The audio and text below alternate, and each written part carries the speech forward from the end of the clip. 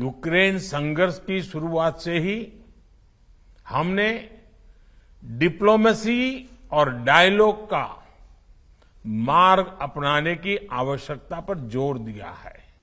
Your excellency राष्ट्रपति Putin, सम्मानित अतिथिगण, नमस्कार। मुझे खुशी है कि व्लादिवोस्तोक में आयोजित किया जा रहा है 7वें ईस्टर्न इकोनॉमिक फोरम में आपसे वर्चुअल रूप से जुड़ने का मौका मिला। इसी महीने व्लादिवोस्तोक में भारत के कॉन्सुलेट की स्थापना के 30 वर्ष पूरे हो रहे हैं।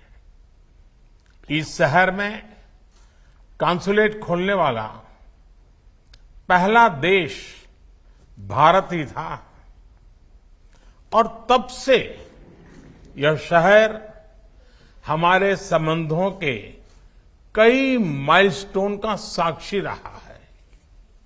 फ्रेंड्स, 2015 में स्थापित किया गया यह फोरम आज रशियन फार ईस्ट के विकास में अंतर्राष्ट्रीय सहयोग का एक प्रमुख वैश्विक मंच बन गया है।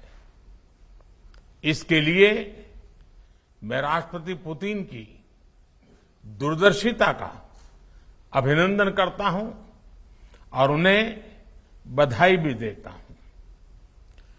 2019 में मुझे इस फोरम में रूबरू हिस्सा लेने का मौका मिला था। उस समय हमने भारत की एक्ट फॉर ईस्ट नीति की घोषणा की थी और परिणाम स्वरूप रशियन फार ईस्ट के साथ विभिन्न क्षेत्रों में भारत का सहयोग बढ़ा है। आज यह नीति भारत और रूस की special and privilege strategic partnership की एक प्रमुख स्तंभ बन गई है। फ्रेंड्स, चाहे हम इंटरनेशनल नॉर्थ साउथ कॉरिडोर की बात करें,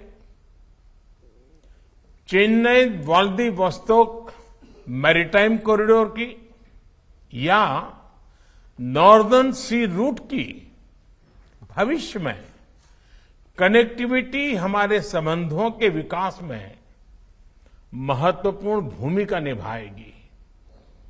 भारत आर्कटिक विषयों पर रूस के साथ अपनी भागीदारी को मजबूत करने के लिए इच्छुक है। ऊर्जा के क्षेत्र में भी सहयोग की अपार संभावनाएं हैं। ऊर्जा के साथ साथ भारत में फार्मा और डायमंड्स के क्षेत्रों में भी रशियन फार ईस्ट के महत्वपूर्ण निवेश किए हैं।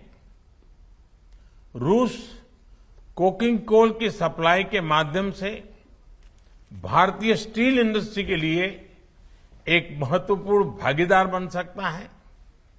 हमारे बीच टैलेंट की मोबिलिटी में भी अच्छा सहयोग बन सकता है।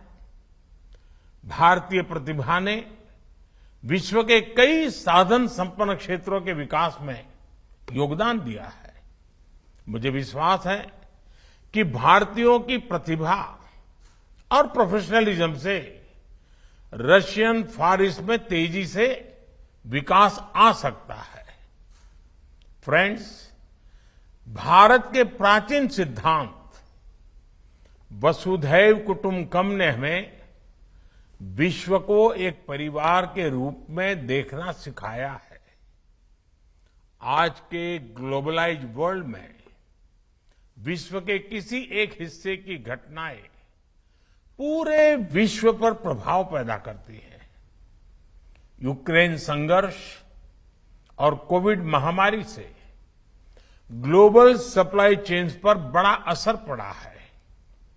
फूड ग्रेन, फर्टिलाइजर और फ्यूल की कमी विकासशील देशों के लिए बड़ी चिंता के विषय है।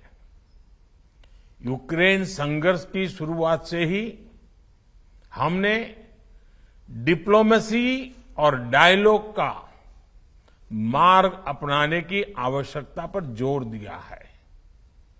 हम इस संघर्ष को समाप्त करने के लिए सभी शांतिपूर्ण प्रयासों का समर्थन करते हैं।